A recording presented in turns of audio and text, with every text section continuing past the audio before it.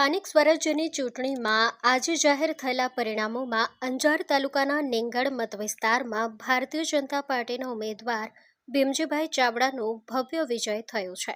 ભીમજીભાઈએ 1460 મતોની જંગી લીડ મેળવી વિજય પતાકા લહેરાવી છે.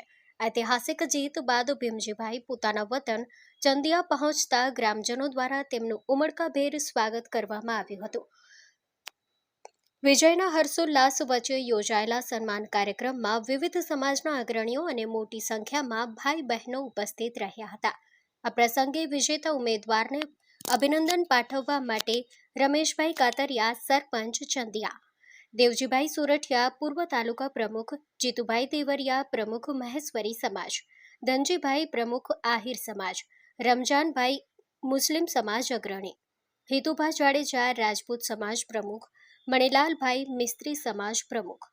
પોતાના સન્માન બાદ ભીમજીભાઈ ચાવડાએ નેંગળ મત વિસ્તારના તમામ મતદારો અને ગ્રામજનોનો હૃદયપૂર્વક આભાર માનતા જણાવ્યું હતું, મને જે જંગી બહુમતીથી જીત અપાવી જનતાએ મારા પર વિશ્વાસ મૂક્યો છે તે બદલ હું સદાય તેમનો ઋણી રહીશ અને વિસ્તારના વિકાસ કાર્યો માટે કટિબદ્ધ રહીશ.